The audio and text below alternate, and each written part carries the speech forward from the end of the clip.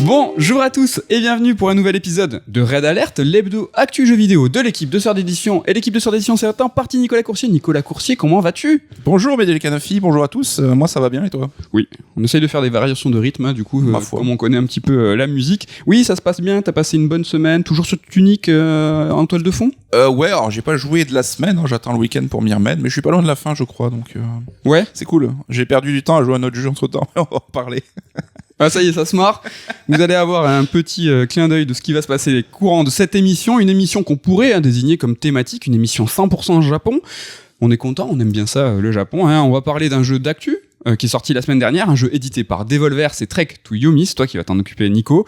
Et pour la seconde partie de l'émission, nous allons voyager dans le temps, mais nous allons rester au Japon, direction le Japon féodal en jeu vidéo.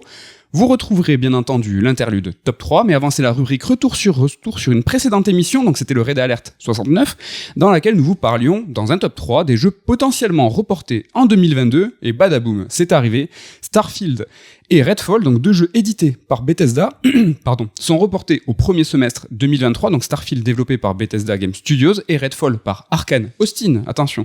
C'est les moins bons qui... Starfield, c'était ton top 1 d'ailleurs, toi, je crois. Ouais. Bon, écoute, ça veut pas dire qu'on avait le nez creux. Tout le monde l'a plus ou moins senti. On était assez frileux du fait qu'on n'avait pas vu grand-chose, alors que... je l'ai pas senti, moi. Vu l'ampleur du jeu... qu'est-ce que t'en penses ? Est-ce que c'est un coup dur pour Microsoft qui voit l'ombre de Halo Infinite se répéter, encore une fois, le grand jeu de Noël finalement reporté ? C'est vrai que le planning de Xbox d'ici la fin d'année est un petit peu nébuleux. C'est quoi le Noël de Microsoft là ? Il y a Forza. Il y aura du Forza, mais bon... Donc le Motorsport, 8. Ouais. C'est vrai que Starfield aurait été la grosse sortie, voire peut-être le plus gros jeu de cette fin d'année. Mais c'est vrai qu'on est habitué que Bethesda montre un peu de son jeu à l'E3, puis qu'il sorte 4-5 mois plus tard. Donc moi, j'étais pas spécialement alarmé le fait qu'on ait rien vu. Mais bon, comme d'hab, s'ils avaient besoin de plus de temps, tant mieux. Je pense que il y a la jurisprudence Cyberpunk maintenant qui vient encore plus faire flipper tout le monde. Donc il y a Redfall aussi qui a été reporté, un jeu multi-vampirique qui lui devait sortir carrément cet été. Ouais, c'est vrai que lui, je vais pas dire qu'on l'ait tous oublié déjà, mais après c'est pas vraiment notre style de jeu à nous, c'est pour ça qu'on n'est pas un peu pas très chaud, mais... On n'était pas trop aux aguets. Est-ce que Sony est très heureux, coup dur pour Microsoft, mais Sony est plutôt content qu'il voit en fait le champ libre avec son God of War Ragnarok pour prendre toute la place de Noël finalement. Encore faut-il que God of War ne soit pas reporté aussi. Ouais, mais bizarrement, tu sais, il y a eu un tweet de la community manager, alors c'était de Santa Monica carrément, qui disait arrêtez de me harceler, tout se passe bien, le jeu sortira cette année. Il y a que des bons signaux qui sont envoyés concernant en fait ce God of War pour dire qu'il ne sera pas reporté. Je pense que Sony, là, pour le coup, je pense qu'ils sont plutôt heureux de voir... Ouais, mais vivement la Summer Game Fest, parce que ça reste pour l'instant une fin d'année pas très chargée, quoi. Summer Game Fest, dans laquelle, en fait, Microsoft et Bethesda vont faire un showcase, vont faire une prise de parole, et on va voir quoi, en fait. Ça devait être les deux temps forts, Starfield et Redfall. Je pense qu'on les verra, en fait. C'est bizarre un petit peu, je trouve, en termes de communication. T'annonces un report, donc finalement un peu une déception. 15 jours après, tu vas en fait en montrer plus. Ça fait un petit peu du chaud-froid, tu vois. Ça peut être, je pense, ça veut dire, en termes de communication, assez compliqué de jongler avec tout ça. Ouais, mais je pense que c'est le meilleur des cas, tu vois. Si tu l'avais montré, suscité l'excitation pour finalement dire que c'est retardé derrière, ça aurait été encore plus une déception. Et si tu l'avais annoncé pendant ta conf, là, c'était encore pire. Donc finalement, ils font un peu comme ils peuvent, c'est vrai. Ils font comme ils veulent. En tout cas, voilà, vous le savez, Starfield et Redfall, ça sera pour le premier semestre 2023, pas plus de précision là-dessus. Un retour sur rapide, prise de parole de Nintendo cette semaine, Indie World. Est-ce qu'il y a un jeu j'ai un chat dans la gorge aujourd'hui, je suis désolé. Est-ce qu'il y a un jeu qui t'a marqué dans cette Indie World, un truc peut-être que tu retiens? Pas trop. Il y a, alors c'est comment, merde, j'aurais dû noter le nom Card Shark qui... Ça pas bien là, parce que je t'ai envoyé, je t'ai dit, je t'envoie un petit récap tout propre. Mais non, mais... Oui, alors, c'est ça, Card Shark. Ouais, après c'est vrai que je suis pas, on l'a déjà dit, mais je suis pas le mec qui va poncer les indés, et donc je sais pas, je vois passer des trucs, je sais même pas si c'est bien ou pas bien, tu vois. Ouais. Donc il y a peut-être des bonnes surprises là-dedans, mais... Là, je me permets juste une petite blagounette, mais c'est vrai qu'on dit souvent les AAA, ça se ressemble et tout. Ouais. Je trouve que les jeux indés, maintenant, enfin, ceux qui ont peut-être un peu plus de budget ou des équipes solides, on commence aussi à quand même voir des convergences entre le deck building, le roguelite et même... Tu parles de genre ? Un peu la patte graphique. Je trouve que, notamment dans cette Indie World, il y a plein de jeux où je me suis dit, putain, j'ai l'impression de l'avoir déjà vu, ou même au sein même de la vidéo.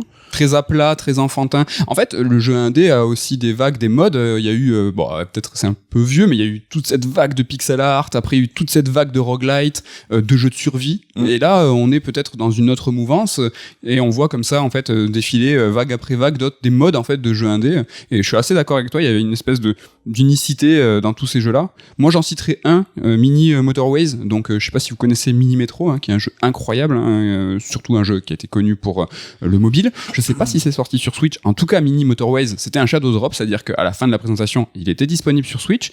Je l'ai pas vu, moi, sur les Apple Store. Donc, est-ce que c'est une exclue temporaire ou pas? Voilà, sachez que c'est Mini Metro, c'est un jeu où tu vas gérer, c'est un jeu de gestion de lignes de métro, très minimaliste avec une bande son vraiment incroyable, très planante. Là, c'est le même délire, sauf que c'est des routes et dans une ville, et ça a l'air vraiment, vraiment trop bien. J'ai un petit mot, moi, sur le Indie World, c'est prise de parole de Nintendo concernant les indés. On a à chaque fois en topic trending, non, comment on dit en TT, c'est ça? Oui. Topic trending, Twitter, Hollow Knight, Silksong, qui revient à chaque fois, l'attente monte. Je pense qu'il faut vraiment arrêter, à mon sens, d'arrêter de tendre Hollow Knight Silksong pour un Indie World. Tout le monde a compris, Nintendo aussi, que le nouveau jeu de la Team Cherry, c'est pas un petit jeu indé, ça sera, à mon sens, et je peux me gourer complètement, mais je crois que ça sera un banger, et ça sera un one more thing, ça sera une grosse annonce, pas d'un Indie World, d'une conférence Nintendo, potentiellement la prise de parole de ce qui était le 3 avant, du Summer Game Fest. Qu'est-ce que t'en penses? Est-ce que tu crois que ça sera, faut arrêter de l'attendre à l'Indie World? Oui, le jeu a acquis ce statut de gros banger, comme tu dis, donc ça aurait été dommage même de le mettre dans un Indie World. Ça aurait fait bizarre. Faut en faire une cartouche au même titre qu'un nouveau jeu Nintendo quelconque, quoi. Et exactement, dites-nous ce que vous en pensez. Est-ce que Silksong, il faut l'attendre dans un Indie World ou ça sera un gros morceau d'une prochaine prise de parole de Nintendo? Est-ce que tu as ton passeport à jour? On y va, c'est parti, go pour le Japon, c'est toi qui prends la main et tu vas nous parler de Trek to Yomi. Yomi qui est une destination pas si facile à atteindre. Les vaccins ne suffiront pas pour pouvoir passer. Non. Parce que oui, là on est un petit peu en temps de disette vidéoludique, alors je parle d'actu évidemment parce qu'on a tous une pile de jeux à faire, donc il y a toujours de quoi faire, mais il est toujours bon de se tourner vers le Game Pass en ces temps un peu troubles. Et dans le Game Pass, on l'a dit, ça autorise un peu la curiosité, d'aller un peu fouiner, d'essayer des titres qu'on n'aurait pas forcément eu sur notre radar. Trek to Yomi, par exemple, c'est le dernier Devolver, donc qui est développé par Leonard Mancheri et l'équipe de Flying Wild Hog. Alors, je les connaissais pas trop, mais ceux qui font la série Shadow Warrior. Okay. C'est pas trop notre délire, a priori.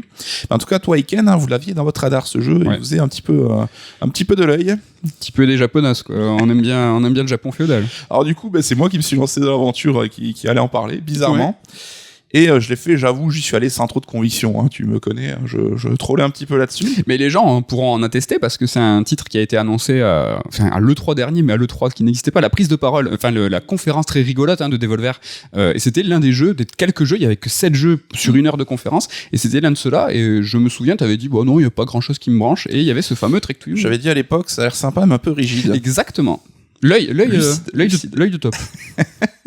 Donc voilà, je me suis lancé dans l'aventure malgré tout et au final j'ai quand même été assez refroidi. Mais ce qui est cool, c'est que je crois que t'as un avis différent, donc ça va être sympa, on va pouvoir un peu discuter et partager un peu nos avis sur le jeu. Parce que déjà Trek to Yomi, qu'est-ce que c'est? C'est un jeu d'action en 2,5D. Donc qui se nous place dans un Japon féodal. Spoiler, tu nous en parleras plus après. Ouais. Mais un Japon féodal, un peu de carte postale, qui souhaite rendre hommage à sa manière à tout un pan du cinéma d'action japonais, le fameux Shambara, donc les films de sabre, dont Akira Kurosawa est évidemment l'une des figures de proue. Et donc le jeu est en noir et blanc et a ce grain un peu de pellicule à l'image il est avant tout pensé pour mettre en valeur chacun des plans à travers une esthétique assez chiadée. Et pour le coup, c'est vrai qu'il a de la gueule ce jeu et je comprends qu'il ait pu un peu se faire remarquer là-dessus. Donc on incarne évidemment un guerrier qui doit venger son maître et son village et quitte à poursuivre ses ennemis jusqu'à des confins du monde un petit peu bresson.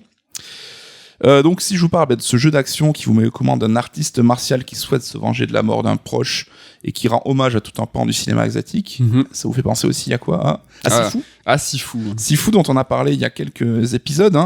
Donc comme pour Sifu, Trek to Yomi convoque davantage là un folklore, un petit peu un imaginaire cinématographique en fait, plutôt qu'une réalité historique. Et c'est vrai que c'est là pour rendre hommage à des films qui ont bercé certainement la jeunesse des créateurs, donc qui sont pas des Japonais ou des Chinois dans les cas dont on parle. Et Sifu comme Trek to Yomi reprend avant tout les codes de ces films de genre, que ce soit le kung-fu ou le shambara, avec ces cadrages iconiques. Je parlais du grain de la pellicule à l'image, ou une ambiance qui est cliché, mais dans le bon sens du terme, tu vois, cliché par excellence, un peu par définition, quoi. Ouais, ce qu'on imagine être le cinéma hongkongais, le Japon féodal, ce qu'on imagine alors qu'on ne le connaît pas trop, quoi. Donc ici, il n'est pas du tout question de faire un travail documentaire ou sociologique sur les pays concernés. Et c'est pourquoi, à mon sens, on a vu fleurir un petit peu des débats sur une supposée appropriation culturelle de ces studios-là. Mais un débat que je trouve un petit peu à côté de la plaque, justement, parce que t'es là pour rendre hommage à un genre cinématographique avant tout. Et ça, la culture, c'est universel, quoi. Ouais, un petit peu comme si ces développeurs étaient en fait pris à partie, comme ils devaient être. T'as parlé de documentaire, c'est le très bon terme. Comme s'ils devaient être témoins et montrer une certaine forme de réalité, alors que hommage, c'est un bon terme. C'est peut-être je sais pas, c'est de l'amour en fait. Ils ont voulu en fait montrer qu'ils appréciaient un genre, un style. Ça peut être transformé par n'importe quoi, et il peut y avoir aussi certaines formes de maladresse. Alors c'est vrai qu'ils doivent se renseigner certes, mais il n'y a pas une forme d'imposition, ils doivent pas être forcément dans une certaine réalité. C'est ça qui est un petit peu dommage.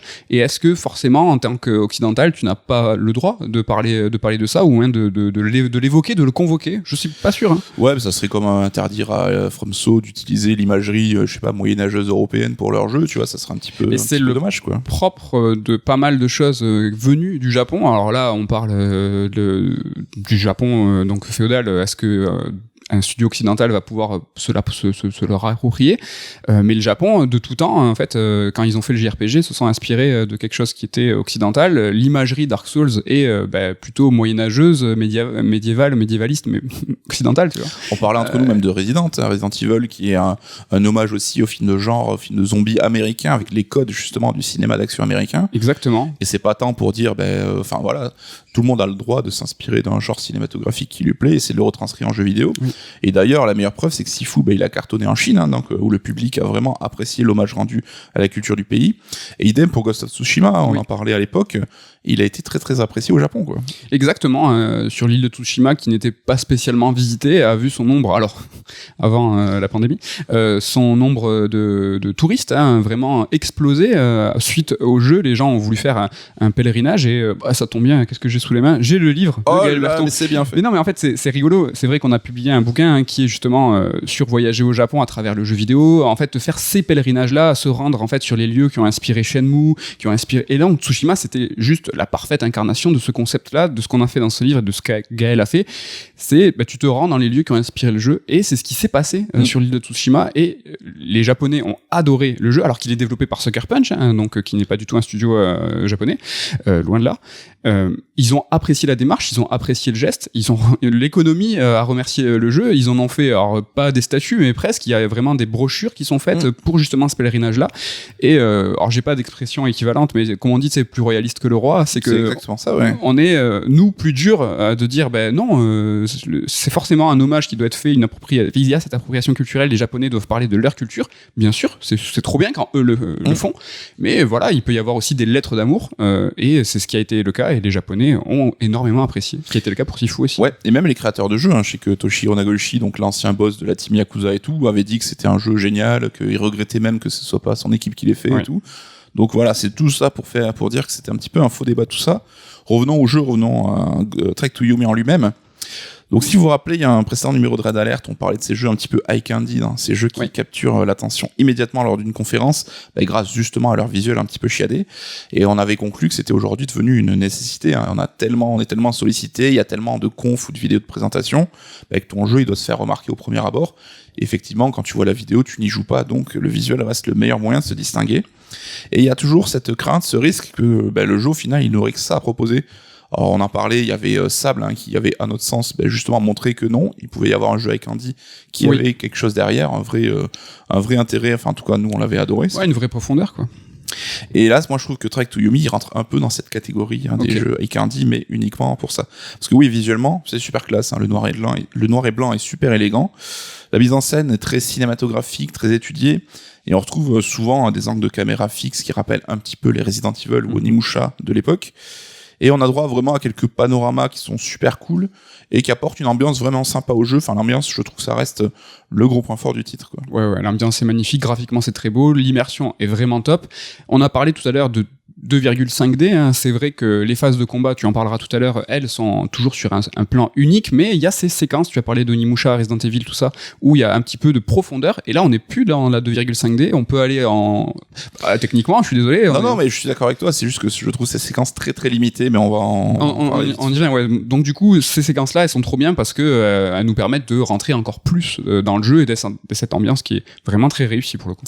En tout cas, esthétiquement, c'est réussi, mais dès qu'on s'intéresse un peu à la technique, dès que la caméra va un petit peu zoomer, on se rend compte que les modèles 3D des persos sont cheap, que les animations sont bien rigides, et tout ça, ça vient jouer contre l'immersion, et l'immersion, c'est le principal argument du jeu, c'est un peu ce qui te vend, c'est un peu le principe, c'est te faire vivre ce qu'on ressentirait dans un film de Chambara.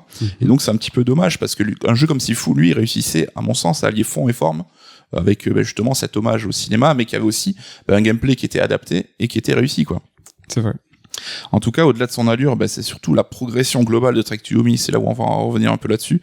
Je trouve, moi, qui m'a assommé par sa répétitivité. Je vais parler vraiment à mon nom là-dessus, hein, parce que justement, il y a peu d'exploration. Les phases où tu sors un peu de ta ligne 2,5D, ça reste très limité. C'est juste trouver le petit chemin pour aller trouver un collectibles ou quoi. C'est jamais de la véritable exploration. Ça reste très très très limité. Il y a pas vraiment d'énigme non plus. Alors, il y a 2-3 moments où on va te solliciter, mais quand on te donne la réponse en grand et que ton seul job c'est de la réécrire quelque part, je n'appelle pas ça vraiment une énigme. C'est vrai. Et c'est juste des combats qui s'enchaînent sans fin. Est-ce que juste là-dessus déjà, toi, peut-être tu as perçu le jeu différemment sur le côté plus exploration, t'avais l'air de vouloir aller là-dessus. C'est vrai que moi je suis un peu moins dur sur ce point. C'est vrai qu'il y a énormément de combats, ça reste le cœur du jeu. Hein. On fait essentiellement que se taper, mais ces séquences de pseudo-exploration, quand justement on rentre un petit peu dans la profondeur des décors, qu'on n'est plus dans ce plan en 2D, ce plan fixe. Là, je trouve que c'est quand même pas si peu fréquent, quoi. Il y en a vraiment, il y a des points de sauvegarde assez rapprochés parce que du coup, on meurt souvent et on a besoin de revenir sur nos pas sans pour autant revenir au début du niveau. Je sais pas, en termes de fréquence, c'est quand même assez fréquent. Moi, j'ai trouvé le rythme plutôt pas mal dans ce côté exploration, ce côté combat. Même si on est d'accord, hein, ça reste plus de la tape. Il y a pas de souci. Ce que je trouve dommage, c'est que t'as pas de moyen, même visuel, de comprendre quand t'es dans une phase où t'es cantonné à ta ligne de progression ou quand ça s'ouvre un petit peu. Il y a des fois où moi je voyais des choses en arrière-plan, des maisons quoi que je voulais visiter, mais je pouvais pas y aller. Mais il y a rien qui va te distinguer. Moi, dès que t'es plus en 2D. Dès que t'es plus sur un plan fixe. Et oui, mais encore faut-il le savoir. Quand est-ce que tu peux en sortir de ce rail? Je trouve vraiment qu'il y a qu'un seul, dans tout le jeu, il y a qu'un seul combat où t'es vraiment pas en vue de profil. Et justement, il est un peu compliqué ce combat parce que la perspective complexifie un peu les choses. Mais dès qu'on n'est plus en vue de profil, qu'on sait qu'on peut aller en profondeur, là, c'est que tu peux visiter. Il y a des collectibles à choper qui nous renseignent un petit peu plus sur l'histoire et tout. C'est pas grand chose, hein, c'est entre 4 et 8 objets à choper par chapitre. Hein, il y a 7 chapitres. Franchement, j'ai aimé trouver ces lieux un petit peu planqués. En fait, sur les côtés des écrans, tu te dis, si j'y vais, il se passe quoi? Est-ce que comme dans un jeu vidéo, en fait, il se passe rien, c'est la télé qui t'arrête, tu vois? Là, non, des fois, t'as un lieu en fait qui va t'amener au bout d'une cascade et tu vas trouver un petit objet, un peu plus de vie, un peu plus d'endurance. C'est pas grand-chose, franchement, hein, c'est pas la lune, mais ça m'a suffi. C'est marrant parce que tu vois, il y a un jeu comme Nier Automata qui joue un peu sur l'alternance aussi de la 3D et de la 2D, mais à chaque fois, je trouve, il fait via des plans où t'as même pas à te poser la question, ça va passer en caméra top-down ou en caméra de profil, et quand t'es sur la 3D, tu seras en vue TPS classique. Là, je trouve que c'est intuitif et que tu comprends directement ce que le jeu veut te dire.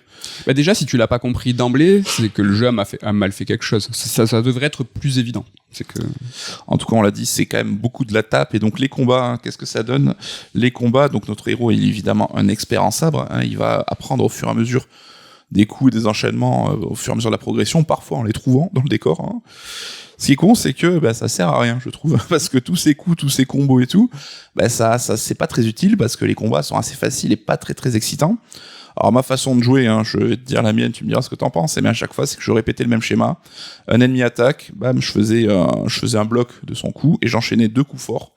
En faisant comme ça, je tue 90% des ennemis du jeu, y compris les boss, hein, que tu peux même des fois spammer à l'infini en fait et qui n'ont jamais le temps de contre-attaquer. Donc là tu retrouves chaque type d'ennemi qui a un petit peu son pattern et qui veut le répéter de manière un peu con. Il y a pas de place, je trouve, à la réactivité ou à l'improvisation. Et hormis pour le côté roleplay, tu vois, je vois pas ce qui m'aurait obligé un peu à varier mes coups, ou même à essayer de bien jouer. Alors je mets des guillemets, mais tu sais, pour rendre ça un peu joli, un peu cool. Oui. Est-ce que toi, t'as essayé de pousser un petit peu là-dessus T'as entièrement raison, c'est-à-dire que le jeu ne t'oblige pas, ne t'impose pas à varier tes coups, ton gameplay. Si tu bourres, et sachez-le, si vous bourrez, ça marchera mieux que si vous essayez de faire roleplay. Il faut s'immerger, se dire, je vais essayer de varier mes coups. Des coups qui sont plutôt variés, il y a un coup faible, un coup fort. T'as des enchaînements, t'as moyen de stun les ennemis, t'as moyen de regagner de la vie avec en appuyant sur la gâchette. Tu peux leur passer derrière, tu peux contrer pari. Enfin, c'est pas trop mal pour un petit jeu indé. Il y a quand même, je trouve, une certaine forme de variété. Mais le jeu ne t'impose jamais de le faire, et c'est, tu as raison, quand même un sacré écueil. Ça c'est pas cool. Ouais, c'est la différence entre la théorie et la pratique, où je trouve, comme tu l'as dit, dans la théorie, il a tous les atouts d'un beat'em all presque un peu technique, tu vois, il y a ce côté, les blocs à la Sekiro pour désarçonner l'adversaire, ces coups que tu peux comboter, tu passes derrière, donc t'as coup fort, coup faible. Est-ce que, enfin, toi, je sais que le jeu, tu l'as recommencé dans des niveaux de difficulté un peu plus élevés. Oui. Est-ce que c'était pas ça leur erreur, d'avoir fait un niveau de difficulté de base mal calculé, mal réglé, en fait? Le jeu a 4 modes de difficulté, 3 disponibles dès le début du jeu. On l'a fait tous les deux en mode normal. Il y a un mode facile que j'imagine, c'est de l'histoire. Hein. Là, pour le coup, il s'appelle pas facile, il s'appelle histoire. Et pour le coup, je pense que tu arrives, tu avances, tu défonces tout le monde. On l'a fait en mode normal. Il y a pas spécialement de difficulté. Il y a 2-3 boss qui, je pense, sont mal foutus, donc un peu plus compliqués. T'as un mode plus difficile. Ken nous en a parlé. Il a commencé lui directement plus difficile. Ça m'intéressait, moi, ce mode, parce que je me suis posé la question, est-ce que ça va nous forcer à un peu mieux jouer? Pas vraiment, en fait. Tu vas comprendre très rapidement que le troisième coup de ton enchaînement va stun, donc tu vas taper dans le vide. Ken a trouvé cette astuce rapidement aussi. En fait, l'équilibrage du mode difficile, c'est uniquement les personnages, enfin tes adversaires ont plus de vie et te font plus mal. Il y a pas, en fait, l'IA reste la même, les personnages, tes ennemis restent un peu... Les timings, les combats, ça ils restent un petit peu teubés. En revanche, quand tu finis le jeu, un 4e mode de difficulté se débloque, et en fait c'est un mode qui est à mon sens excellent. C'est le mode vraiment pour le coup samouraï, c'est-à-dire que un coup porté tue l'adversaire, un coup porté à toi te tue. Et comme on peut le voir justement dans les films Shambara, enfin qui ont une approche peut-être un peu plus réaliste du combat, quoi. Ouais, c'est vrai que tout à l'heure tu parlais, tu vois, de l'imagerie de Kurosawa, de ce qu'on entend, de ce qu'on imagine. On n'est pas tous spécialistes de Kurosawa, mais on voit cette image, cette pellicule vibrante. Mais Kurosawa, c'est essentiellement des gens qui discutent, qui parlementent, et c'est quand tu en viens à sortir ton sabre, de toute façon il y aura un coup, ça se règle rapidement, et c'est terminé. Ce qui n'est pas du tout le cas des autres modes de difficulté où en fait t'enchaînes les coups, tu te prends un coup d'estoc, tu survis. Alors évidemment il n'y a pas une portée de crédibilité ou de réaliste dans Tag to Yomi, mais ce 4e mode de difficulté finalement en fait nous immerge encore plus là-dedans et on colle plus à Kurosawa, à quelque chose, à cette imagerie de Kurosawa. Je vous conseille l'article de Victor Moisan qui est l'auteur de notre bouquin Yakuza, qui a écrit sur Pixel Le Monde un article entièrement dédié à cette imagerie tu vois fantasmée, ce que propose le jeu et la dissonance qu'il peut y avoir. Mais il parle pas de ce 4e mode-là, et ce mode-là, je trouve, en fait, raccorde ce que le jeu aurait voulu faire et ce qu'il en fait propose dans son mode normal. Moi, ce que je suis vraiment curieux, c'est en fait le rôle de Devolver d'édition. Est-ce que ils ont obligé le studio et les créateurs à peut-être un petit peu polisser l'expérience en leur disant franchement en fait plusieurs niveaux de difficulté, proposer d'emblée un mode histoire, un mode normal, mais ce que je comprends pas, même si l'éditeur a forcé, c'est pourquoi avoir masqué ce 4e mode de difficulté. C'est forcément c'est une cerise, c'est une récompense, et c'est à mon sens pas leur message principal. Si c'était pour eux la vraie, tu vois, le vrai vecteur, c'est vraiment ce qu'ils ont voulu nous dire, il l'aurait mis, et au moins d'emblée. Pour moi, je comprends pas. C'est quelque chose qui se fait maintenant, tu vois, genre quand tu choisis ton mode de difficulté, on te dit, genre presque l'équipe te recommande tel niveau pour vivre la véritable expérience qu'ils ont imaginée. Ça aurait été trop bien, ça. Mais c'est vrai que d'après ce que j'ai lu, c'est plutôt les créateurs, pas Devolver, mais qui voulaient vraiment une expérience cinématographique qui pourrait être appréhendée un peu par tout le monde, tu vois, de base. Qui avait pas forcément cette idée de beat'em up un peu en fait dans la tête, qui avait plus le côté aventure narrative quelque part, quoi. Je comprends. Après ce 4e mode de difficulté là, à un coup tu meurs, je trouve vraiment stylé parce que j'ai l'impression de mieux comprendre le jeu, comment il est façonné, c'est-à-dire que c'est des petites, comme tu disais, c'est des petites séquences avec des checkpoints très très ramassés, où quand tu joues en mode normal, et je vous parle même pas du mode facile, c'est presque incompréhensible parce que tu regagnes de la vie, alors que s'ils étaient plus éloignés ou désactivables, ces checkpoints, ça te forcerait à faire les coups qui te font regagner de la vie. Ouais, t'as presque un point de sauvegarde après chaque combat, grosso modo, quoi. Quasiment. Sauf que dans ce mode où tu prends qu'un coup, quand tu as 5-6 ennemis à affronter, t'as le droit à 0 erreur. C'est-à-dire qu'il faut que tu tues les 7 d'un coup. Et il faut que vraiment tu réfléchisses, que tu fasses les paris. Et même le pro tip que Ken a trouvé en faisant par exemple 2 coups légers, un coup fort, et c'est le coup fort qui va stun. Dans le 4e mode de difficulté, c'est intéressant parce que tu vas les calculer. Tu vas vraiment taper dans le vide pour quand le mec arrive, il t'estock. Et enfin tu les stocks et tu le tues, et je sais pas si tu vas en parler, mais t'as tout un arsenal aussi à distance qui n'est absolument pas utile dans les modes faciles et normales. Ça permet de gruger des fois. Moi j'ai enlevé la moitié de la barre d'un boss parce que je le spammais à distance avant même qu'il ait pu s'approcher de moi. Voilà, donc t'as un arc, t'as des kunai et t'as un fusil un peu médiéval. Exactement. Sauf que ça, dans le mode difficulté où t'as un coup, tu les calcules. Tu dis, alors ils sont 4 devant moi, je fais 2 kunai, je me tourne, je mets un coup. T'as vraiment plus un balai qui se met en place, qui est très intéressant, et surtout t'es en apnée. C'est-à-dire que vraiment entre 2 modes de difficulté, tu fais ultra gaffe, tu fais ok là, et quand tu tues 6 mecs et c'est le 7e qui te défonce, franchement ça met un stress. Et je trouve, voilà, si je devais vous conseiller un mode, ça serait celui-là. Hélas, il est pas accessible. Oui, mais je vais être un peu tatillon, mais est-ce que un mode super difficile où tu meurs au moins de contact dans n'importe quel autre jeu, ça aurait pas le même impact de te stresser, quelle que soit l'expérience en fait, quoi. Ouais, c'est vrai, non, je suis d'accord, mais non, c'est vrai, je n'ai pas de contre-argument là-dessus. En tout cas, c'est vrai qu'on se disait, c'est un jeu qui peut par certains aspects évoquer un peu Onimusha par son contexte, par ses cadrages et par son côté arme à la main, quoi. Mais même là, je trouve que pour un jeu qui est vieux qu'Onimusha, le constat, il va pas dans le sens de Trek to Yomi. Les combats, je trouve, sont basiques, simplistes, les coups ont aucun impact, aucun feedback. Là où Onimusha, je trouve, avait beaucoup plus de patates, était beaucoup plus fun à jouer tout bêtement, quoi. C'est vrai, il était plus fun, il était plus riche, hein. Il y avait vraiment des coups spéciaux, l'exploration était un peu plus poussée, même si, rappelez-vous, Onimusha, c'était quand même assez linéaire, plus linéaire que les Resident Evil, où il y avait un backtracking. Donc le backtracking, c'est quand tu reviens sur tes pas pour résoudre une énigme ou récupérer un objet. Dans Onimusha, c'était assez peu fréquent, il est sorti il y a quelques années en version HD. Tu le fais comme Trek to Yomi en 4-5 heures en allant tout droit. Donc faut se méfier aussi des souvenirs qu'on a. Je suis entièrement d'accord de le comparer à Onimusha pour ses plans de caméra fixes ou en travelling qui font, moi, vraiment plaisir parce que t'as ce petit feeling rétro que j'adore. Mais c'est pas malhonnête de le comparer à Onimusha parce qu'Onimusha c'était quand même un gros AAA de Capcom, là où Trek to Yomi, même si c'est 20 ans après, reste un petit jeu qui n'a absolument pas les mêmes ambitions. Donc les mettre sur un pied d'égalité, c'est pas faire, monsieur Courtier, ce n'est pas faire. En tout cas, moi j'ai même vu quelques aberrations qui m'ont rendu un peu ouf, mais on parlait de les combats qui se font sur un seul plan, donc 2D linéaire, mais tu vois les ennemis qui arrivent du fond de l'écran, en fait, pour venir s'aligner sur toi, pour venir t'attaquer, en fait. Ça, j'ai trouvé ça vraiment un peu con. Et il y a aussi, et surtout, le bouton qui permet de se retourner, en fait.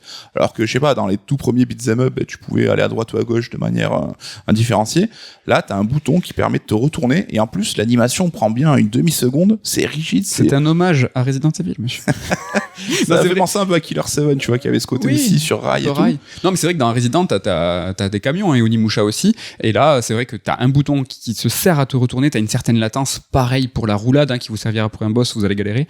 Mais il faut vraiment, t'as un pari à un moment. Tu gagnes un coup qui te permet de faire un pari, passer derrière l'ennemi et mettre un coup. Faut plus favoriser ça que, comme tu dis, cette fonction qui te sert à te tourner sur toi-même qui est très très galère, quoi. Moi, il y a un moment de l'aventure, tu parlais des combats où on affronte 6 adversaires, qui symbolisent un peu mon expérience, c'est que je me suis retrouvé à devoir combattre donc ces 6 ennemis-là. La caméra était super éloignée, en fait, et mon perso et les ennemis ne faisaient pas plus, je sais pas, de 10% de la hauteur de l'image. Et en plus, la caméra, t'avais des éléments qui étaient au premier plan dessus, et quand j'avançais trop, je pouvais être caché, masqué derrière ces éléments-là. Et là, je me suis dit, mais putain, ok, c'est joli votre truc, mais c'est relou à jouer, quoi. C'est vrai, mais c'est quand même sur tout le jeu un plan à la défaveur du gameplay comme ça. Il y en a vraiment très peu. Je sais même pas si c'est pas le seul, mais je trouve que le dézoom à partir de la moitié du jeu, tu joues beaucoup en dézoomé. C'est vrai. Non, mais qui vraiment défavorise ton jeu. C'est-à-dire que t'es handicapé. En fait, ils ont fait passer le côté artistique sur l'expérience manette en main, ce qui est clairement un défaut pour un jeu vidéo. Il faut toujours qu'on soit en contrôle. 90% du temps, je te laisse 10%, je trouve quand même que les angles de caméra restent quand même un point fort. Ils sont travaillés, ils sont jolis. Pour l'esthétique, ouais. Pour l'esthétique, ils gênent rarement. Là, ton exemple, c'est vrai, ils sont tombés dans le piège de on fait beau mais pas pratique. Ça, c'est pas cool.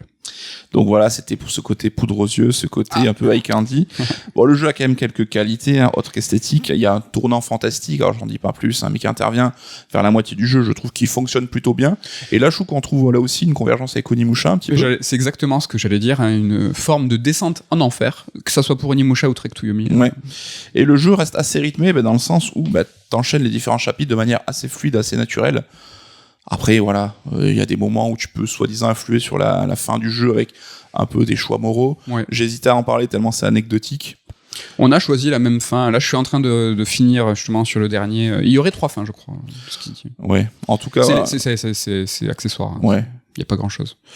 Une partie artistique au top et une composante ludique un petit peu ratée à mon sens. Voilà comment je résumerai le jeu. Et malgré sa durée de vie qui est pas gigantesque, hein, c'est quoi, 5-6 heures à peu près, oui. Moi j'avoue que je l'ai trouvé un petit peu interminable et que j'ai dû même un petit peu me forcer pour en voir le bout. Oui. Donc voilà, on a dit Game Pass ça passe, mais pas tout le temps en fait. Ah, même Game Pass ça passe pas, c'est dur. Écoute, je suis globalement d'accord avec tout ce que tu as dit. C'est vrai que factuellement, hein, sur les défauts que tu as énoncés, ouais, c'est pas faux. Néanmoins, moi j'ai vraiment adoré cette filiation lointaine à Onimusha. Ça m'a fait rappeler des très belles heures. Feeling un peu rétro. Un feeling un peu rétro, moi c'est un peu mon truc. Ce que j'ai kiffé aussi, c'est cette expérience, cette immersion, ce côté artistique vraiment sublime. Ce côté, alors on a parlé, rappelez-vous, dans un raid alert, et je n'ai pas le numéro, je suis désolé. The Artful Escape. C'est un jeu qui est certes très limité dans son gameplay, qui est incroyable dans son ambiance, qui est incroyable dans sa proposition artistique et qui peut, en fait, ne serait-ce que par une seule partie, tu mets à The Artful Escape, tu rigoles, c'est cool, c'est bonne ambiance, ça te redonne du baume au cœur. Trek to Yomi, c'est pareil pour moi, c'est-à-dire que moi, c'est pas du sourire que je vais aller chercher, mais c'est du kiff et cette immersion dans le Japon féodal. Le gameplay est secondaire, le gameplay est moins bien fait, mais comme The Artful Escape, ça me va, en fait. C'est si vous acceptez la proposition, vous allez kiffer. Après, si vous dépecez le jeu, oui, c'est le gameplay est un petit peu anecdotique, oui. il est moins bien fait. The Artful Escape, c'est pareil, ouais, tu es dans la guitare, tu mets des directions, ça fait des bruits. Ça dépend un peu ce qu'on vient chercher aussi. Ouais, enfin, n'y allez pas en pensant à chercher un beat'em all un peu pointu et tout, c'est pas du tout le délire. Mais c'est marrant parce que Artful Escape, je trouve que c'est une comparaison super pertinente. Et c'est vrai que c'est plus moi qui avais kiffé à l'époque où toi t'avais des réserves, et là on se retrouve dans le cas inverse, quoi. Écoute, tu es un petit rocker et moi un petit samouraï. Je crois que c'est ça. En tout cas, en fonction de votre allégeance au rock ou au Japon, vous préférerez peut-être Artful Escape ou Trek to Yomi. Merci Nico pour ta chronique. Il est l'heure de l'interlude top 3 et de passer un top 3, certes, un peu hors contexte, mais je dirais rigolo. C'est le top 3 des jeux les plus drôles.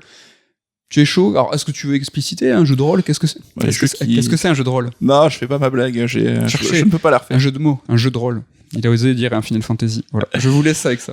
Les jeux qui font marrer, c'est vrai que c'est quelque chose qui est pas commun. Je crois que très rare. tu nous en parleras peut-être un jour. Ouais. Donc, je te laisse commencer avec ton troisième. Alors, je sais plus si c'est dans le même ordre que j'ai donné à Ken, je m'excuse par avance, mais je vais dire There is no game. Alors, There is no game, j'en ai parlé, je crois, dans le second ou troisième raid alert. Ouais, donc, c'est un jeu qui est développé par une équipe française et qui va justement délirer autour du concept de non, il n'y a pas de jeu circulé, il n'y a rien à voir, et finalement, tu vas avoir affaire à un programme qui va t'amener dans des sortes de parodies, mais très très respectueuses et très très bien faites, de styles de jeux différents. Très méta. Très méta, et ce qui est cool, et ça sera peut-être une constante, c'est qu'un jeu qui sait faire rire, il arrive aussi à émouvoir souvent. C'est vrai. Et c'est là où tu vois que c'est un bon jeu, parce que ça veut dire que l'écriture, en fait, tout bêtement, est réussie, quoi. L'humour, c'est ce qui est le plus compliqué à faire, et on va le voir dans les jeux, c'est pas très très fréquent. Rien à voir avec mon top 3, et je triche déjà, ou en tout cas, je twiste le truc. Mon top 3, c'est PES.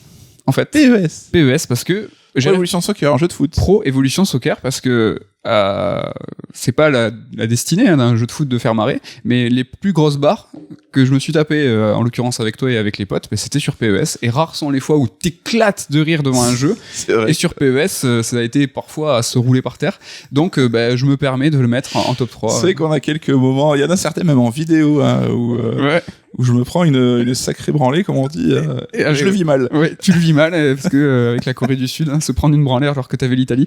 Bon, on n'est pas foot, aujourd'hui on joue on joue plus à PES parce que on a lâché, mais voilà, c'était le jeu à la belle époque de la PlayStation 2 et la PlayStation 1, PES, tout ça, où c'était le jeu multi qu'on a le plus poncé. Mais imagine-toi, on parlait de FIFA versus PES, ça fait quoi, 20-25 ans?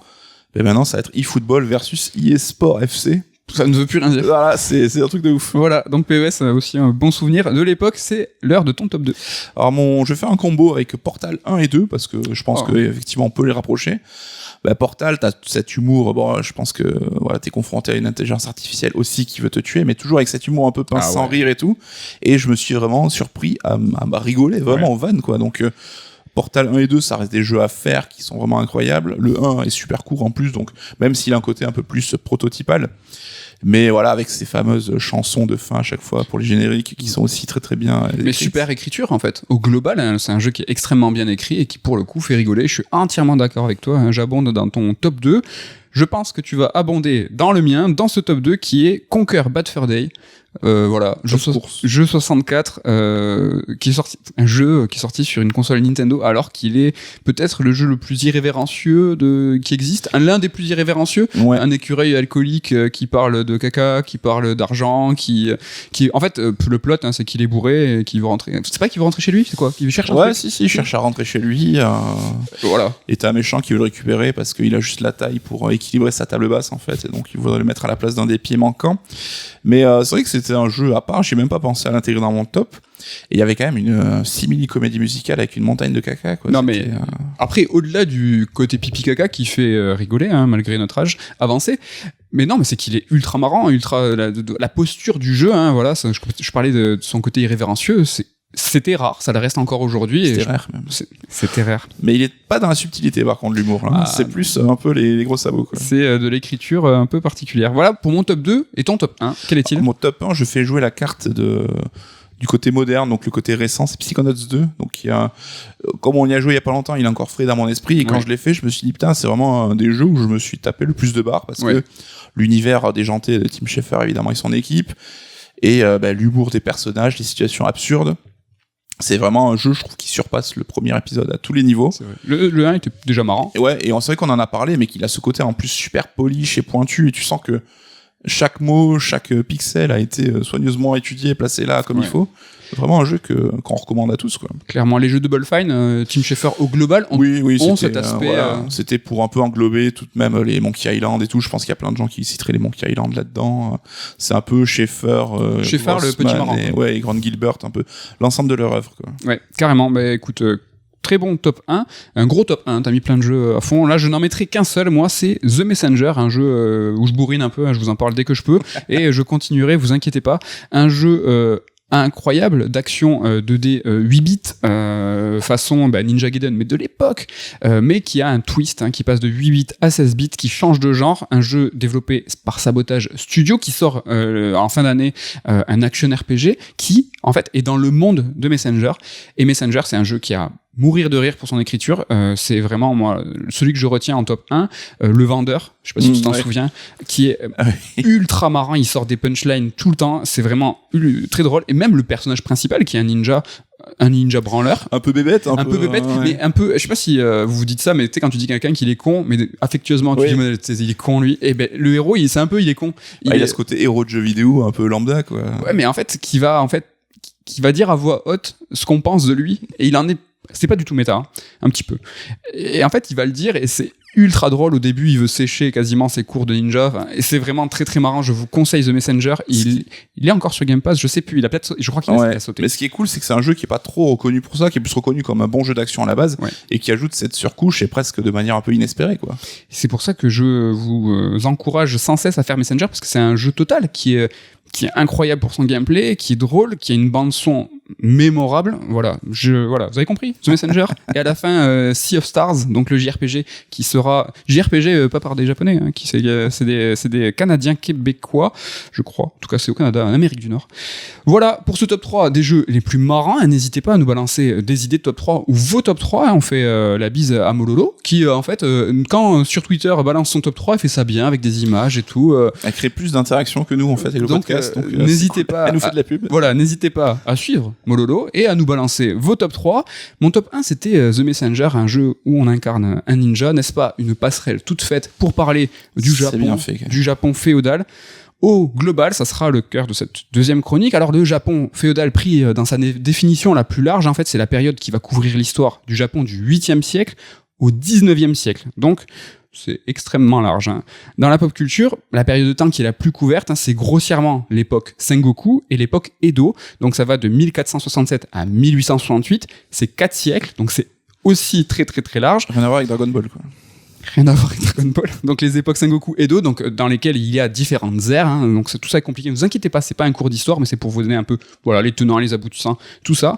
Ce qui est le plus mis en scène, en fait, c'est l'époque des provinces en guerre, du shogunat, les seigneurs. C'est le temps des samouraïs, des ronins, mais c'est également le temps du déclin des samouraïs et de l'ouverture du pays au monde. Ces époques, c'est les plus évocatrices de ce qu'est l'histoire du Japon, même si on est d'accord, c'est totalement faux. C'est ce qu'on disait tout à l'heure, c'est ce qu'on imagine. Or, dans l'inconscient collectif, ce Japon féodal, c'est celui qui est utilisé dans un très grand nombre d'œuvres.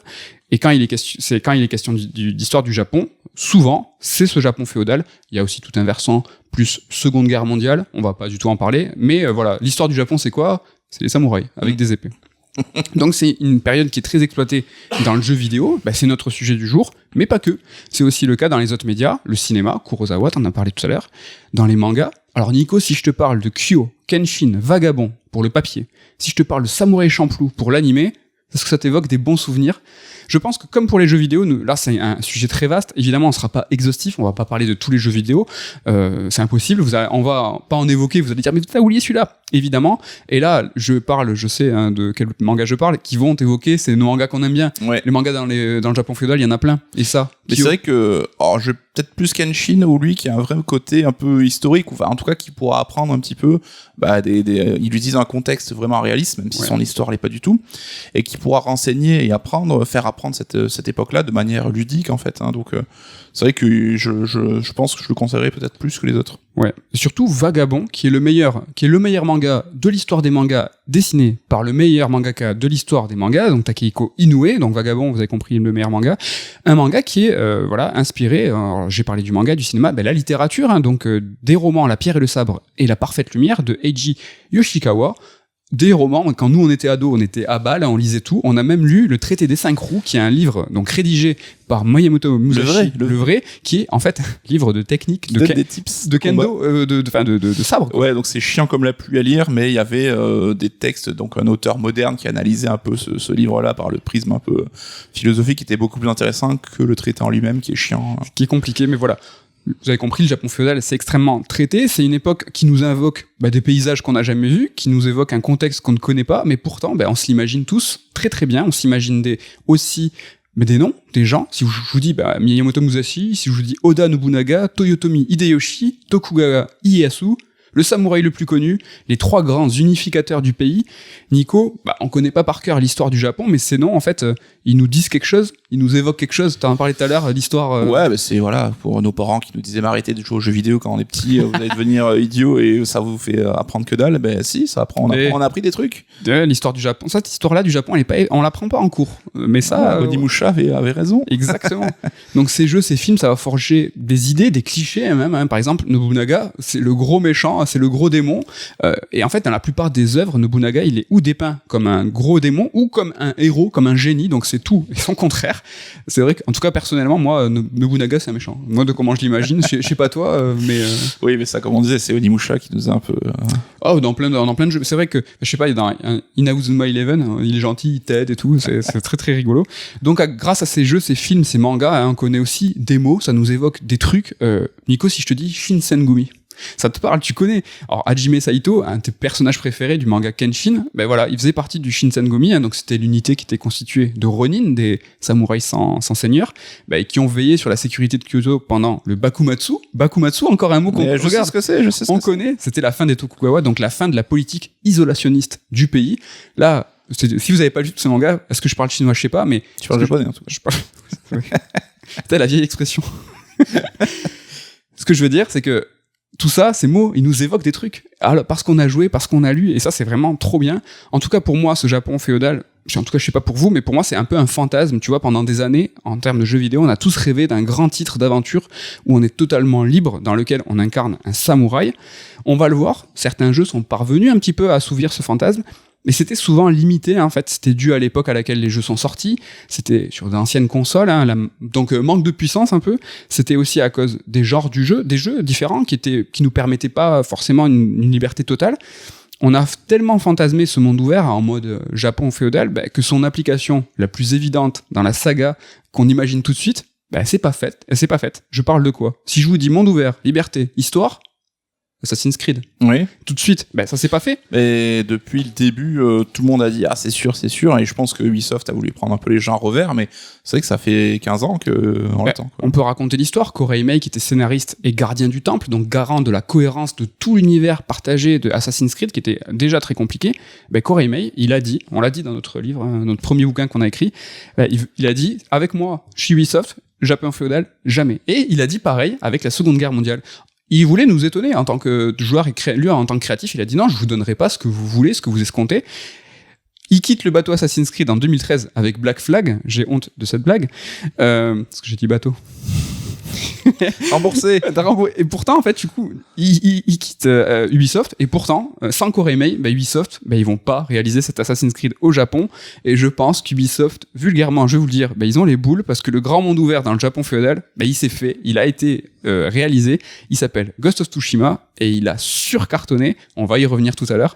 Donc, qu'est-ce que t'en penses? Tu penses que chez Ubisoft, il doit avoir... C'est le karma, parce que Ghost of Tsushima, alors sans dire que c'est un copycat, mais c'est un héritier direct d'Assassin's Creed, donc il aura un petit peu coupé l'herbe sous le pied, quoi.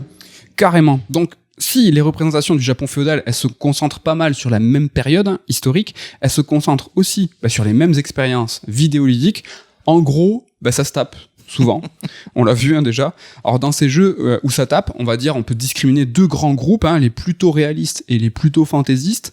Alors les réalistes, c'est vite dit, vous allez voir. On va commencer avec les jeux de stratégie, avec Nobunaga's Ambition. Ça vous dit peut-être rien, c'est une vieille série qui date de 1983. Je vous parle de DOS, de MSX et tout. Donc il y a eu quand même 18 jeux, mais surtout peut-être un jeu, moi que j'ai évoqué je crois dans un Red Alert, c'est Pokémon Cross Nobunaga, faisait partie de cette saga, où en fait tu incarnais un grand daimyo, un grand seigneur de guerre qui était accompagné d'un petit Pokémon. Le crossover le plus étrange de l'histoire. C'est ça qu'on veut. Donc dans le genre stratégie, il y a aussi les Total War Shogun 2, donc deux titres qui couvrent 800 ans d'histoire, c'est plutôt assez rare ça au niveau de la couverture. Un premier jeu est édité par Electronic Arts, un second par Sega. C'est assez marrant aussi de voir le passage de témoin. Très très bonne réputation ces jeux. Il y a eu Kessen aussi, un jeu Koei sorti sur PS2 au lancement de la console. C'est pour ça qu'il est connu en fait. On n'avait pas grand chose à bouffer au lancement de la console. On se rappelle tous peut-être de Kessen pour ça. Voilà pour les jeux de stratégie. Voilà, vous voyez, on passe vite, on n'est pas là. On se rappelle un petit peu des souvenirs. Et pour couvrir un peu le jeu vidéo dans le Japon féodal, on passe à l'action RPG, on va dire. Ça nous fait un petit peu plus plaisir. On parlait tout à l'heure de ce fantasme là qui n'est pas du tout assouvi parce que je vous parlais de Yakuza, mais plutôt Ryuga Gotoku. Pourquoi je me la raconte en vous donnant le nom japonais? Parce que je vous parlais de Ishin et Kenzan, deux spin-offs qui sont sortis, qui ne sont jamais sortis en France, inédits chez nous. Et les boules, parce que vous connaissez Yakuza? C'est Yakuza dans le Japon féodal. C'est quoi ce rêve? C'est un truc de ouf. Ouais, mais c'est étonnant qu'il ait jamais sorti. Alors c'est vrai que Yakuza a traversé une période de creux avant de renaître un peu médiatiquement. On a eu le spin-off Zombie, nous. Ouais, donc mais c'est vrai qu'il se murmurait que Sega avait pris acte un peu de ce renouveau et que le Japon féodal, ça intéresse les Occidentaux aussi. Donc c'est pas impossible qu'on ait droit à des remasters ou des remakes, on sait pas. Mais s'il vous plaît. Mais ça serait cool, et c'est vrai que même au-delà de ça, ça reste des très très bons épisodes de la série, quoi. Contrairement aux zombies qui étaient dégueulasses. Voilà, il se dit, on aimerait nous le tester, nous. Exact. Mais vraiment, ouais, non, moi j'en rêve perso de ces deux, c'est complètement ouf. Alors on est dans le réaliste, vraiment. Alors, oui, dans Yakuza ils font pas des super pouvoirs, mais bon, vous avez compris la notion de réalisme est assez vague. En revanche, là je vais vous parler d'une série, d'une saga qui a 4 jeux, s'appelle Way of the Samurai, qui est développé par Acquire. Acquire, ça vous dit peut-être quelque chose parce que c'est les développeurs de Octopus Traveler qui ont travaillé avec la team Asano, mais le studio c'était eux.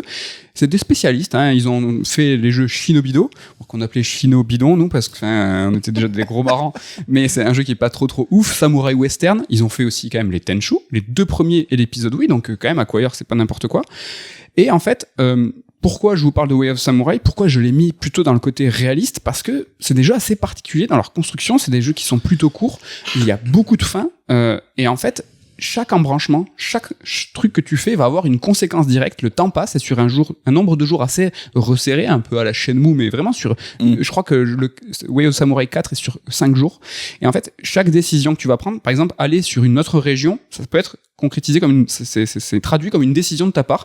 Et ça va influer sur la fin, les événements. Ce qui est souvent en fait connu, c'est le début de Way of Samurai 1. C'est comme Fahrenheit de David Cage. C'est là où en fait tu vois tout l'ensemble des possibles. C'est t'as une nana qui se fait agresser. Tu peux l'aider, tu peux la sauver, tu peux essayer de l'aider. Tu perds, tu te fais défoncer. Ils vont te ligoter, te mettre sur des rails.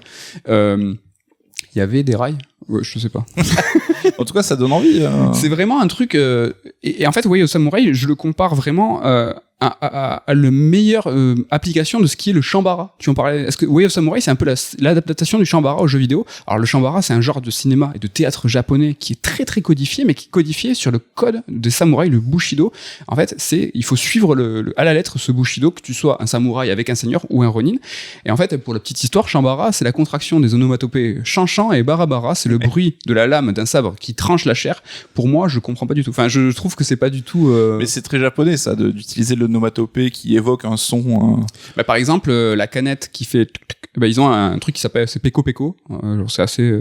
Je sais pas si c'est exactement ça, mais ils ont des mots pour dire un petit peu. Et ce Peko Peko, je trouve plus réaliste que le Chambarabara. Tu vois, si je te coupe. Si le Chan Chan Barabara, je l'ai pas si je te coupe.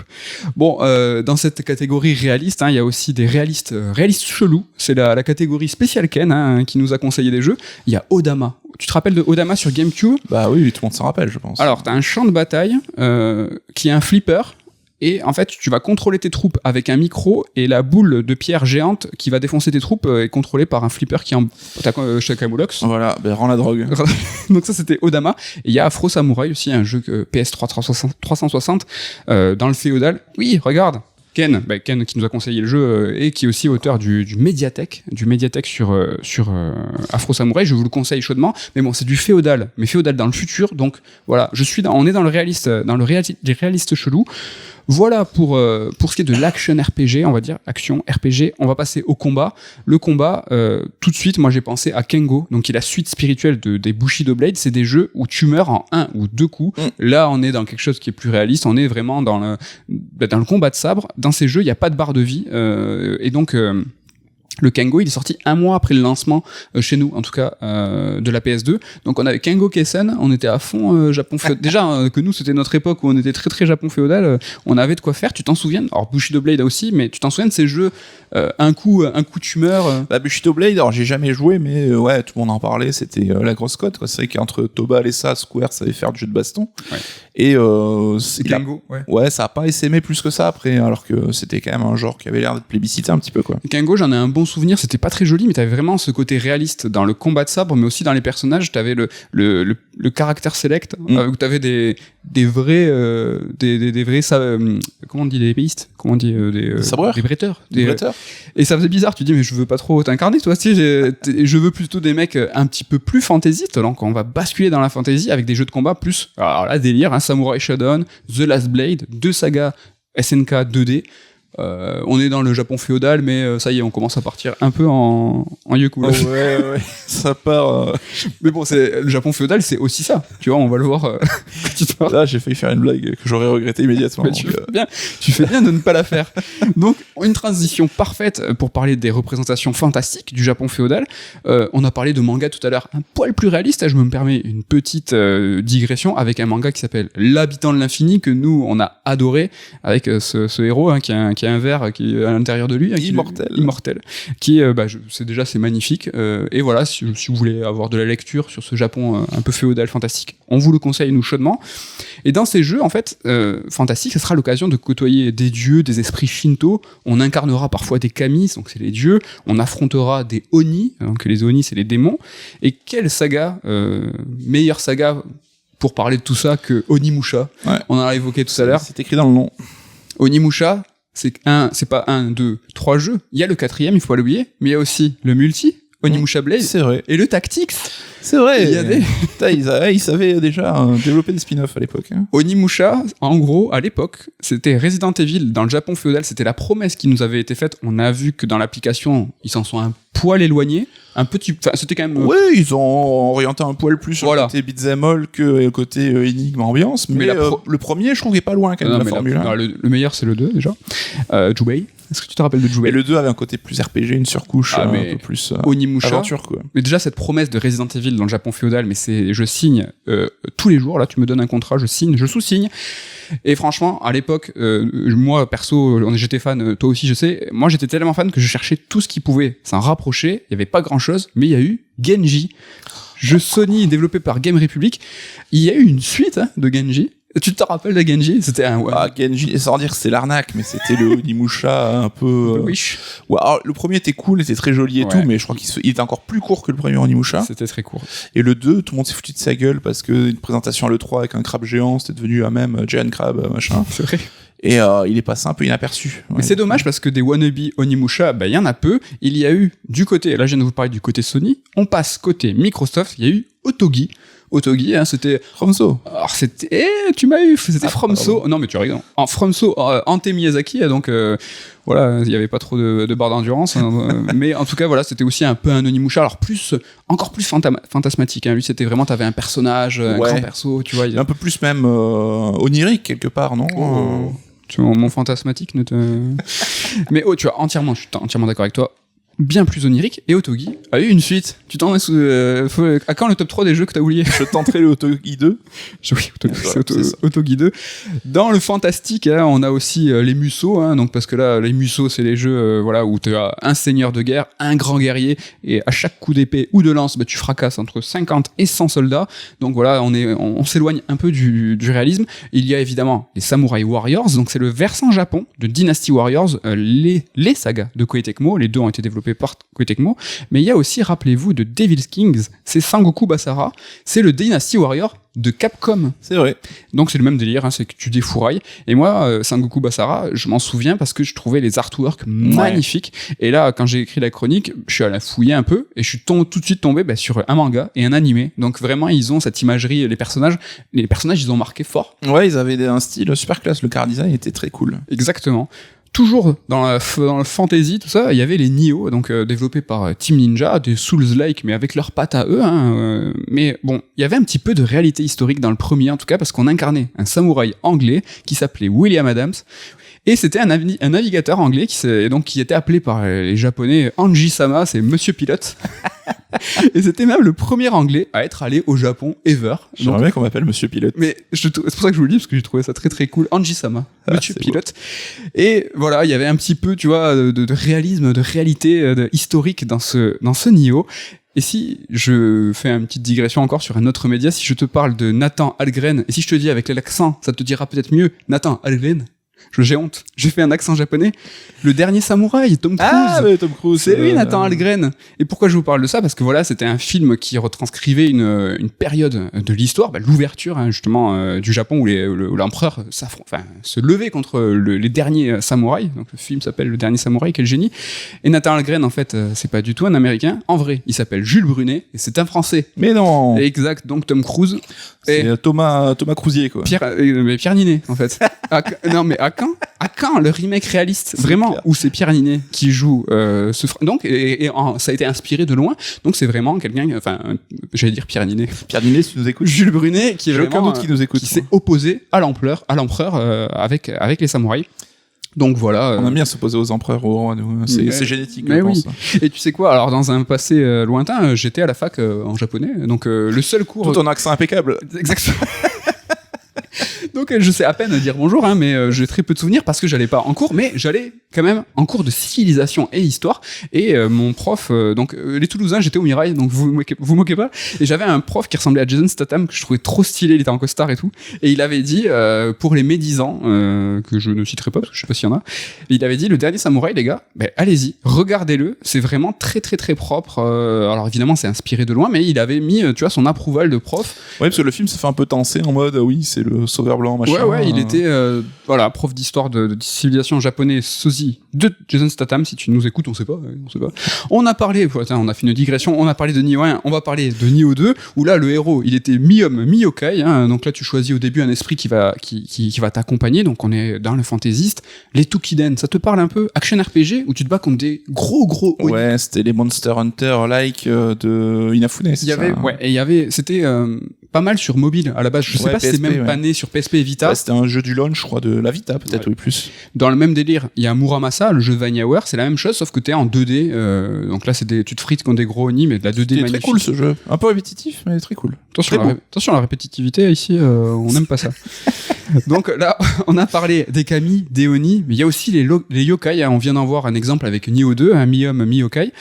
Les yokai, c'est des petits esprits malins, hein. Dit comme ça, ils ont l'air sympas, mais si tu penses, alors s'ils ont l'air sympas, si tu penses surtout à ceux du Yokai Watch, hein. Mais le plus souvent, ils sont assez terrifiants. On a vu ceux du papier, le yokai du papier toilette. Je vous ai raconté son histoire dans Ghostwire Tokyo, c'était le Red Alert 69. Mais il y en a des tonnes. Il s'est passé plein de choses. T'as cité 3 fois le Red Alert 69. 2 fois. Ah, 2 fois. Bah oui. C'est genre dire que t'es random, c'est ton mot quand t'oublies le numéro. Ah, c'est le Red Alert 69. Je sais pas si les gens écoutent, donc moi ils écouteront le 69. C'est vrai parce que je pensais qu'on était genre au 67 aujourd'hui. Ah merde, oui, t'as raison. Attends, mais t'as méga raison, parce que ça peut pas être le 69. C'est pour ça que j'ai dit, en fait, tu randomises de ouf. C'était dans le Red Alert 69, je crois. Non, alors, changer 69, je crois que c'est le 66. C'est le 66, parce que aujourd'hui, on est le 68. Donc, qu'est-ce que je racontais dans cette émission Ghostwire Tokyo, je vous ai raconté le yokai qui t'étranglait avec le PQ. C'est vrai. Mais il y en a des tonnes des yokai, ils sont tous des histoires très glauques. Et donc, il y a les yokai, on en voit très souvent dans ces jeux avec le Japon un peu féodal. Bon, on vient de le constater, les jeux dans le Japon féodal, c'est souvent de la bagarre, hein, mais on peut trouver quelques petits contre-exemples, mais bon, c'est presque, hein, parce qu'il y a un peu de la violence quand même. Le premier qui vient à l'esprit, c'est peut-être Okami et sa suite. Il y a une suite à Okamiden. Donc le premier est un jeu de Kamiya Capcom où tu incarnes Amaterasu, la déesse du soleil, donc réincarnée dans un loup blanc, un Zelda-like de qualité. Grave, un certain dans cette rédac disent qu'il est chiant un peu. Ouais. Il est un peu trop long pour son propre bien, mais ça reste le meilleur clone de Zelda, on va dire.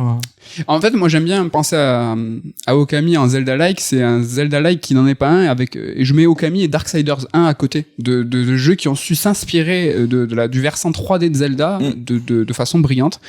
Donc voilà, pour Okamiden, voilà, on est dans les Kami là cette fois. Qu'est-ce que j'en suis? Un peu plus des jeux un peu plus pisses. Donc alors tu tapes. T'es un loup, mais tu tapes. Mais c'est quand même un peu plus tranquille. Oui, c'est une ambiance, c'est plus bon enfant. Tu défourailles pas, quoi. Il y a aussi Sakuna, un action RPG où il y a une partie gestion dans laquelle tu fais du riz. Donc, Japon féodal, un peu stylé, et là, on tape pas. Gros succès au Japon. Hein. Alors, pour la petite histoire, sache que c'est un jeu qui est développé par le studio Edelweiss, et c'est un studio qui a un autre studio en Allemagne. Un homonyme allemand. Et est-ce que tu sais que Edelweiss, c'est aussi une bière? Est-ce que tu le savais? Bah, c'est une blague parce que quand on en parlait, voilà, quand j'ai préparé la chronique, je me suis spoilé parce que tout le monde y allait de sa petite suggestion de jeu japonais, donc tout le monde connaît ce que j'ai raconté, et coucou, voilà, Nico, il dit Edelweiss, c'est aussi une bière, donc, une bière, j'ai envie de dire, la culture avant tout. Exactement. Il y a aussi Poki & Rocky, donc une vieille série qui était sortie sur SNES et qui revient très prochainement, dans laquelle tu incarnes un tanuki et une prêtresse, un shoot 'em up qui, pour moi, alors je l'attends comme un ouf, là j'ai trop envie de jouer ça, c'est ultra mignon. Et si on reste dans le mignon, il y a aussi Shiren et The Wanderer, développé par Shunsoft. Alors je vous dis Shunsoft, c'est direct le kiff. C'est une vieille saga et il y a eu un seul épisode sorti chez nous qui était un épisode 3DS, sinon on n'a jamais pu y jouer, et moi j'en rêve parce que ça a l'air trop bien, c'est trop beau, c'est un principe un peu chelou. T'as un roguelike et à chaque fois que tu bouges, le monde bouge avec toi, les ennemis bougent avec toi. Pour vous donner une idée, c'est un peu comme Crypt of the Necrodancer, mais il y a sans musique. Il y a une version Cadence of Hyrule qui peut-être vous parlera plus, qui est sortie très prochainement. Donc j'ai envie de jouer à Shiren the Wanderer, ça va être trop bien. Mais apparemment c'est des jeux qui sont pas évidents, ouais. Donc toi tu vas kiffer, je pense. Bien bresson, obscur, des menus partout. Mais très mignon. Mais très mignon. Et tu joues à une sorte de samouraï avec un grand chapeau en paille. Alors ça a sûrement un nom technique, je ne le connais pas. J'appellerais ça le chapeau en paille. Donc le Japon féodal, on l'a vu, c'est beaucoup l'époque Sengoku et Edo, mais on peut aussi trouver un petit peu de l'ère Muromachi qui exploitait, alors pas pour un traitement historique, mais pour une figure célèbre, la figure du ninja. Mais oui, Japon féodal, hein, pas que les samouraïs quand même. Alors attention, déjà, il faut pas dire ninja. Déjà, faut arrêter. Ninja, t'arrêtes. Il faut dire shinobi.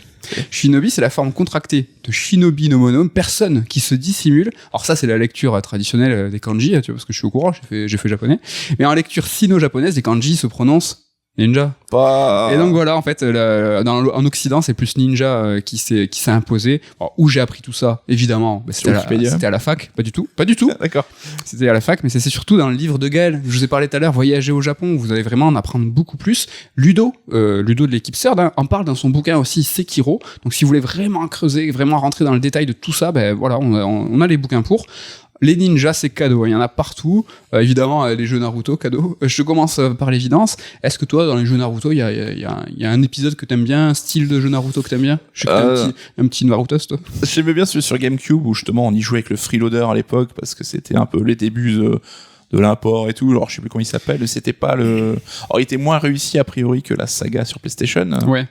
Mais j'en garde un bon souvenir. Moi, je kiffe bien les jeux, les Ubisoft, Rise of the Ninja et Broken Bound. Toi, tu m'as dit, le 1, il est chiant, attention, le 2... Ouais, alors je crois que j'en parlais la semaine dernière sur Déjà. les jeux qu'on a fait mais qu'on a oublié. C'était les Red Alert combien? C'était le 69, je crois. Mais ouais, alors le 1, vraiment, tu sens que c'est un brouillon et tout, mais le 2 était déjà beaucoup plus recommandable, effectivement. Moi, j'aime bien les deux, j'ai un très bon souvenir. Oui, parce que je disais qu'on pouvait se balader dans Clonoa, alors que c'est Konoha. Alors, les ninjas, on va aller vite, hein, parce qu'il y en a vraiment beaucoup. Je retiens quoi? Shinobi. Ninja Shinobi, hein, Sega fan. Le 3, Shinobi 3. Et est-ce que tu te rappelles de Shinobi sur PS2? Un jeu très, très, très chelou. Et alors, c'est un peu hors contexte parce que c'était pas dans le Japon féodal. Un peu turfu, quoi. C'était carrément turfu. Et comme c'est dans le turfu, je peux pas vous parler de ce Shinobi PS2, mais je peux pas vous parler de Ninja Blade. Je peux pas. Parce qu'un jour, je vous parlais de Ninja Blade, un ninja dans le futur. C'est incroyable, Ninja Blade. Et Shinobi PS2 qui avait une suite avec Kunoichi, ninja féminine. Exact. Et c'était pas bien. C'était pas bien. Ninja qui dit ninja dit Tenchu. Tenchu, donc développé par Acquire, on l'a vu tout à l'heure, et licence qui est tombée aujourd'hui dans l'escarcelle de From Software. On a tous cru que Sekiro allait être un Tenchu. Finalement non, ils ont fait leur version. Ils l'ont imaginé comme un Tenchu à la base. Ils s'en sont éloignés. Ouais. Exactement. Plutôt osé, en tout cas culotté, ne pas jouer sur une licence. Et Tenchu, moi, c'est une licence que je garde vraiment dans mon cœur, que j'adore. Alors les deux premiers sur PlayStation 1, déjà c'est sur PlayStation 1, donc c'est forcément très très très bien. Mais surtout, c'était des jeux. Pourquoi je vous en parle maintenant? Et là, on est un peu dans la section ninja, mais il y a très très juste tout à l'heure, là, on était sur les jeux où c'est pas de la tape. Dans Tenchu, quand tu vas vraiment en contact, franchement, la plupart du temps, ça va mal se passer. Oui, tu passes déjà ton temps à trucider les gens quand même. Mais... Oui, non, mais parce que t'es un assassin, t'es ninja. T'arrives derrière, et en fait, c'est un jeu qui est très long, c'est un jeu où il faut observer, ça peut être vraiment très mou, très chiant, ça peut être perçu. Si tu veux un jeu où tu te dis je vais virevolter de toi en toi, t'as perdu. Hein. En tout cas, ouais, mais c'est un super jeu d'infiltration. J'attends vraiment... Ah, j'ai oublié son nom, mais très récemment, il y a un jeu sur Game Pass qui est sorti, et je t'en ai parlé, je t'ai dit, mec, c'est lui l'héritier des Tenchu, je suis désolé, j'ai bouffé le nom, ça sera un retour sûr, parce que vraiment, il y a vraiment un nouveau jeu Tenchu qui est arrivé, voilà, pour parler des ninjas, on va aller vite sur Sekiro, évidemment, Sekiro c'est bien. Sekiro c'est très bien. Bon, des ninjas, il y en a dans tous les JRPG de l'époque, il y a toujours un ninja, dans les jeux de baston, il y a toujours un ninja, dans Dead or Alive, c'est tous des ninjas. Est-ce que toi, Nico, t'as un ninja qui te reste en tête, où tu dis lui... je vais faire l'intellectuel et citer Shadow de FF6, évidemment. Et son chien? Et son chien Vengeur en français et Interceptor en US, enfin en trad originel. Je suis content, t'as pas cité Grey Fox, monsieur. Grey Fox, ouais, c'est vraiment un ninja, Grey Fox. C'est quoi? C'est un cyborg. Cyborg ninja. Et comme on est dans le Japon féodal, on est quand même pas mal hors sujet. En revanche, du Japon féodal, avec, il y en a partout. Il y en a, tu vois, là, on a cité des exemples précis, mais si tu veux un peu de Japon féodal parsemé, tu vois, dans le dernier Monster Hunter Rise, voilà, c'est pas le Japon féodal, mais ça y ressemble beaucoup. Par exemple, le Fire Emblem Fates, l'une des factions, elles sont très très très très inspirées du Japon féodal. Bon, allez, on finit avec le ninja. On parlait tout à l'heure de pas trop de tape. Est-ce que toi, t'as pu jouer? Alors, moi, j'ai jamais joué. Et c'est un rapport avec notre top 3 des jeux de rôle, mais Goemon, c'est quand même du Japon féodal. Oui, ça reste une mascotte de Konami, très très appréciée et tout, et il y a eu quantité d'épisodes, et qui avait ce côté très rigolo, machin, c'était toujours de l'humour, machin. J'ai dit 2 fois machin. Et j'ai joué au Super NES, t'as joué Goemon 5, je crois, je sais plus. Mais nous, elle nous est pas trop parvenue. Non, il y a eu 2 épisodes sur 64, il y a eu que le 2 qui est sorti chez nous. Il y a eu un épisode sur DS qui était trop beau, qui n'est jamais arrivé non plus, et un épisode PS2 qui n'est jamais sorti, mais lui qui était vraiment pas terrible a priori. C'est une série qui a jamais été trop localisée chez nous. Ouais. Exactement. pourquoi je finis sur Goemon ? Parce que voilà, ça va rassembler un petit peu les deux thématiques, le Japon féodal, les ninjas et les jeux de rôle. Donc on a les deux chroniques et le top 3 rassemblés dans une seule saga. Si c'est pas bien fait, ben, je sais pas ce que c'est. Voilà, en gros... En conclusion, qu'est-ce qu'on pourrait dire ? Le Japon féodal en jeu vidéo, c'est souvent de la bagarre. Est-ce que c'est... Alors, c'est du jeu vidéo ? Est-ce que c'est pas un petit peu dommage ? On a vu quelques contre-exemples. Le jeu vidéo, ça reste de la fight ? Bah c'est ça, c'est un truc qu'on peut déplorer un peu, c'est que le jeu vidéo, ça reste avant tout de l'action, de tuer tout le monde et tout. Et les genres de jeux qui s'éloignent de ça, on parle, je sais pas, du point and click ou de la réflexion ou quoi, le Japon féodal est peut-être moins présent. Enfin, j'ai pas souvenir d'un point and click non, j'en connais pas. En tout cas, même si ce qui est les jeux de gestion, STR et tout, c'est pas... ça reste de la frappe. Ça reste de la guerre. C'est de la guerre, quoi. Est-ce que c'est pas un peu dommage ? Sûrement. Est-ce que dans ce Japon féodal, t'aimerais y faire quelque chose, ou est-ce que justement, finalement, nous, si on nous fait incarner un samouraï, ce qu'on a envie, c'est défoncer tout le monde ? Non, mais tu vois, d'avoir une optique un peu plus chillax, quoi, un peu genre un Shenmue dans le Japon féodal, sans la surcouche Yakuza un peu guerrière, parce que ça serait pas trop bien, où tu fais une enquête et tout. Ouais, carrément. Et tu te balades dans des villages médiévaux. Ouais, ça pourrait être carrément stylé. Peut-être qu'on peut espérer sortir de ce carcan du Japon féodal Sengoku, Edo, même si on l'a vu, on est sur 4 siècles. Énorme. Le premier, Age of Empires, c'est lui qui va le plus loin sur ce Japon-là, c'est assez intéressant aussi. Mais tout à l'heure, j'ai commencé sur ce fantasme de je suis un samouraï, je fais ce que je veux, je suis dans un monde ouvert, c'est magnifique. On est sur PS4 et PS5, c'est Ghost of Tsushima. On a un avis un poil divergent, je l'ai un peu plus apprécié presque pour son classicisme, tu l'as un peu moins aimé pour son classicisme. Est-ce qu'il y aura une suite, je pense, vu le succès qu'est-ce qu'on peut attendre de cette suite ? Est-ce que le fantasme du samouraï incarné dans ce monde ouvert, c'est bon, il est fait, maintenant tu attends autre chose, un monde plus organique ? Qu'est-ce que tu espérais de cette suite de Ghost of Tsushima ? Qui sortent un peu de cette formule open world à l'ancienne, comme on disait, les jeux à Ubisoft, Horizon et compagnie, qu'il aille plus sur le terrain de Zelda, Breath of the Wild ou Elden Ring, un peu plus, comme tu l'as dit, organique, où t'aurais pas 50 renards à suivre ou dans la forêt pour trouver des items. Après, tu suivais déjà le vent, c'est bien. Alors ça, je trouve ça un peu éclaté, mais... T'es jamais content. Est-ce que ça restera, tu vois, il pourrait partir sur d'autres délires, d'autres... Est-ce qu'on va incarner Jin Sakai ? Je pense qu'on changera de setup, en fait. Donc, ça sera... Ghost of quelque chose. C'est risqué commercialement, parce que Tsushima 2, je pense que ça parlerait plus. Ouais, mais ça aurait pas de sens, historiquement... je pense qu'à un moment, on peut... Ils pourront trouver des méthodes. Mais non, mais trouver un autre point de conflit, dans le Japon féodal toujours... Pourquoi pas ? Ouais, carrément. Voilà, en tout cas, sur ce Tsushima-là, je pense que une forme de fantasme a été assouvie, et maintenant, j'ai envie qu'on me surprenne, qu'on nous propose autre chose, un autre genre, comme tu l'as dit à l'heure, quelque chose peut-être un peu plus calme. On l'a vu aussi, qu'est-ce que c'est finalement le Shambara ? C'est suivre le code du Bushido, et finalement, quand tu suis le Shambara, tu défonces pas tout le monde, parce que un coup, on te coupe en deux. Quelque chose de peu plus, pas réaliste, mais quelque chose d'un peu plus crédible, qui va être à fond dans l'immersion. Ça, c'est quelque chose que j'attends, et ça ne sera sûrement pas Ghost of Tsushima 2. Là, on est dans la frappe et dans la vraie.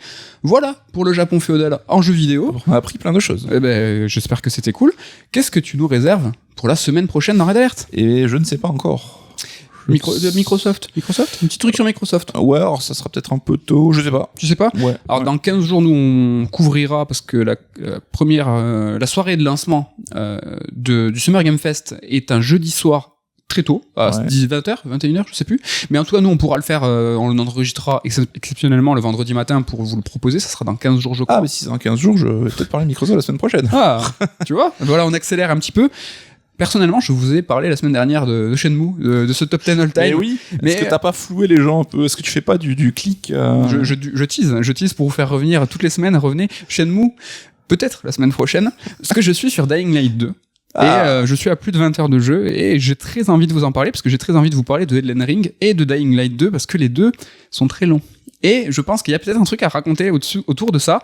Ce sera peut-être la semaine prochaine, si j'ai vraiment l'envie se fait pressante. Tu peux inclure Trek to Yomi si tu es dans les jeux trop longs. Ça c'est marrant ça. Alors voilà, ceux qui ont la vidéo ont vu ma tête, et je pense que ça vaut tout l'heure du monde. N'hésitez pas à nous suivre sur tous les réseaux pour rater aucune émission. On est sur Spotify, Deezer, on est absolument partout. On est aussi sur YouTube, on est filmé. Je sais pas si ça vaut le coup, mais au moins vous nous voyez. L'occasion aussi de faire la bise à tout le monde, à Ken, à Damien et à Ludo, et de vous dire à la semaine prochaine. Bye bye.